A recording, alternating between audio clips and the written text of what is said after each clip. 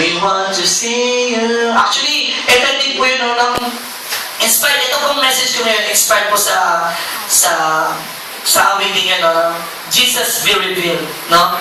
Yung title po kasi ng album na yun, na kay Darlene Shake, is Jesus be revealed, no? Para gano'n na lang ang tawag dyan, ang nais niya, the Lord be revealed sa amin. Amen? Panginoon, i-reveal mo sa amin. Ngayon patuloy panahon. Ngayon pa may pinagdadaanan kami. Lord, reveal yourself to us. Lord, ano po, bago mo ito na i-share? Kasi kapag ang LCCN, binabaan ng Diyos, kapag ang Panginoon, nireveal niya ang sarili niya sa atin, yung maliit na apoy na meron tayo, magdiningas, mag-aapoy. At ang LCCN, kapag magbuburi yan, yun ang magsasabing, oo ka, magsisig ng heaven. Amen? Amen? Amen? Diba? Magsisig ng heaven. Why? Kasi we have that fire na nagmumula sa Diyos. Amen mo ba? Diba talaga yung last Sunday, no? Nakakatuwa na yung isa sa akin sa mga kapatid, nagpatutunan na nakakalas sa kami niya, nakita niya na Lord, na talagang nakadungaw, nakabaling ang kanyang paningin sa atin, which is good. Amen? Which what we need. Yun po talaga ang kailangan ng church natin for us to be revived, for us to be restored, na kailangan ang Panginoong Isus, ang Panginoong Hesus Kristo ay ma-reveal sa ating mga buhay.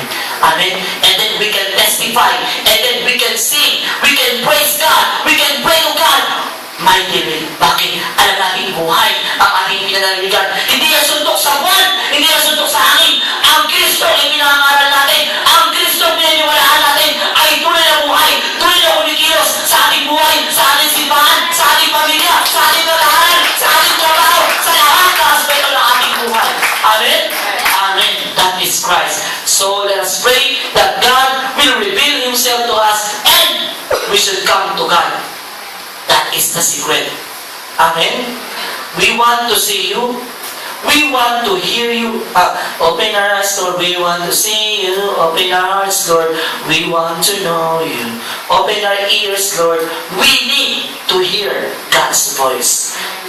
Kailangan po marinig natin ang tinig ng Diyos. Kasi once na marinig mo yan, matutulad tayo kay Saulo ng mga sino ka, Panginoon? Alam natin ang Panginoon yan. At yung buhay natin ipinamumuhay ngayon, magbabago ng lubusan. At sasabihin natin, to live is Christ, and to die is gain. Mabuhay man ako, o mamatay man ako, para sa Panginoon, hindi mawawalang kabuluhan lahat ang ginagawa ko. Why?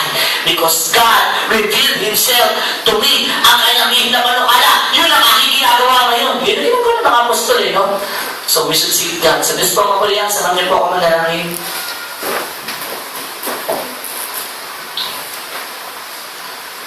Father God, Ama namin sa langit,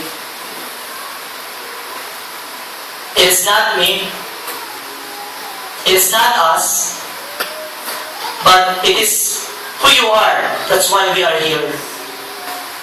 The reason why we are here, because of you. Lord, alam mo na aming gawin.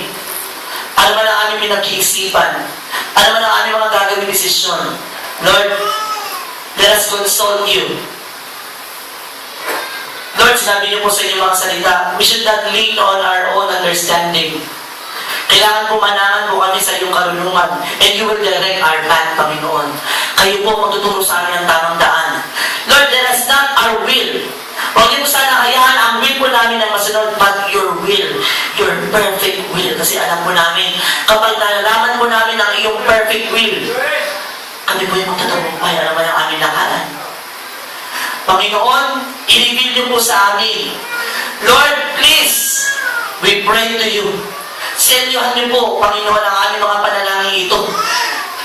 Na i-reveal niyo po, Panginoon, sa amin na ikaw ay buhay, ikaw ay totoo. Naging ang iyong mga panukala sa aming mga buhay. Kailangan po namin ito, na sa gayon ay hindi po kami palakad-lakad sa ilang na walang direksyon. Kailangan po namin ang direksyon niyo po, Lord. Your revelation, we need it, Lord. Muli po, salamat po. Let us desire you. Let us desire revelation. Let us desire you in all things. always, Panginoon, kayo po ang aming unahin. Let us apply the verse, seek ye first the kingdom of God.